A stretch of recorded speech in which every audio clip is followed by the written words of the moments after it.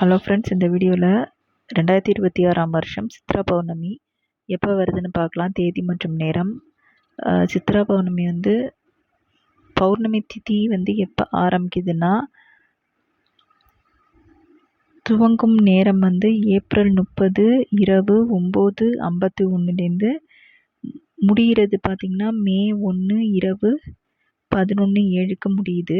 சித்ரா பௌர்ணமி மே 1ஆம் தேதி வருது, முழுசாக இருக்குது நம்மளுக்கு வெள்ளிக்கிழமை அன்னைக்கு. சித்திரை 18ஆம் தேதி.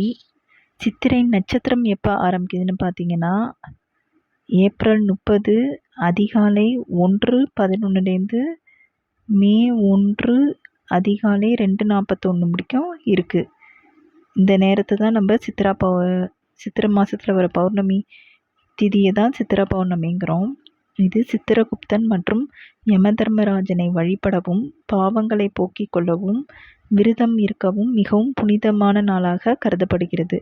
இந்த நாளில் நம்ம விரதம் இருந்து சித்திரகுப்தனை வழிபட தீய செயல்களின் விளைவுகள் குறைந்து நற்பலன்கள் கிடைக்கும் என நம்பப்படுகிறது.